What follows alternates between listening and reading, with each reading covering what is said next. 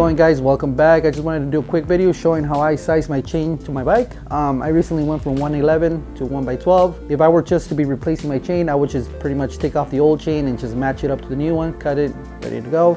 But in this case, since I'm upgrading to a 1x12, the chain's gonna be longer, so I'm starting from scratch, and I'm gonna show you the process that I use to properly lengthen the chain to my bike. Just a quick tip: if this is gonna be your first time cutting a chain down to length, if you're uncomfortable with it, I suggest just buying the cheapest chain you can find just to practice on, to make sure that the length is right. That's personally what I did the first time. I bought a cheap chain and I messed it up, and I'm glad I did. But at the end of the day, it cost me $22 to learn how to properly size the chain. Okay, so in order to do this process, you're gonna need a couple tools. You're gonna need a shock pump, you need a chain breaker tool, you need a marker to mark down, what pin you're gonna be taking off, so that way you don't lose it, and obviously a 12-speed chain.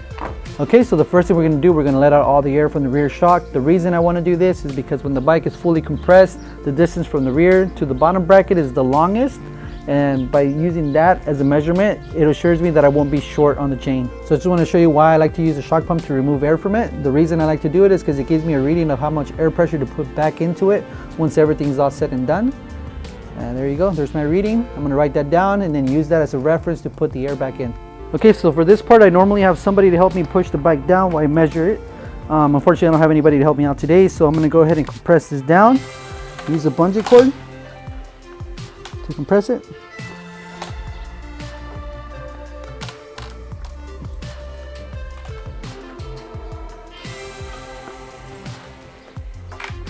So the shock's all the way compressed. It's held on there by the bungee cord. We're good to go. Okay, so now that the bike's fully compressed, I'm gonna run the chain to the biggest chain ring in the rear and the biggest chain ring in the front. So if you're two bikes, just make sure you use the biggest one of each, the front and the rear. And then you're gonna bypass the derailleur at this point. You're not gonna run the chain through it. So the reason we're gonna go around the derailleur today is because we're gonna give it 2 links later on to give you that length for the derailleur routing. Okay, so I have my bike chain all stretched out. As you can see, I land on this pin right here. If I were to cut that pin, that would mean that I would not have enough slack to run the chain through the derailleur. So what we're gonna do, we're gonna go 2 pins back. So it'll be 1, 2. So let's go ahead and do that now. So it'll be 1 and 2. And if I were to cut on this pin, like saying I remove that pin, and then it would be pretty much female to female. So an outside link to an outside link. So that would not work for me.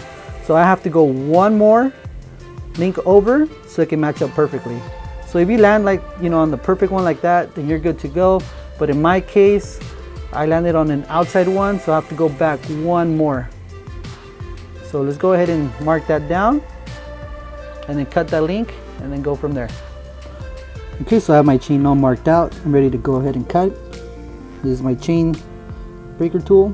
I'm gonna run this back a little bit. I'm gonna put the pin. It needs to be cut right through there, just like that. You can see how it's gonna work. This is gonna be tightened down, and the pin's gonna be pushed through. So here we go. We're gonna go ahead and cut now. It's a little hard in the beginning, and eventually it just pops right through. The pin fell off. We run this back now. Get the chain out. And it's cut. So that's how you use a chain breaker tool. Okay, so now we're ready to route our chain. We have the little kidney style power lock today. I'm gonna try and stay out of the way of the camera. So pretty much I'm gonna hold the wheel, push that way, and then pretty much pops into place. There you go. Good to go. It's in there. The clutch back.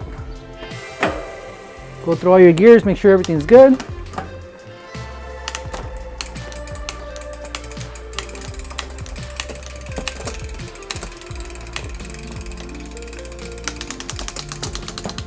It's all good to go.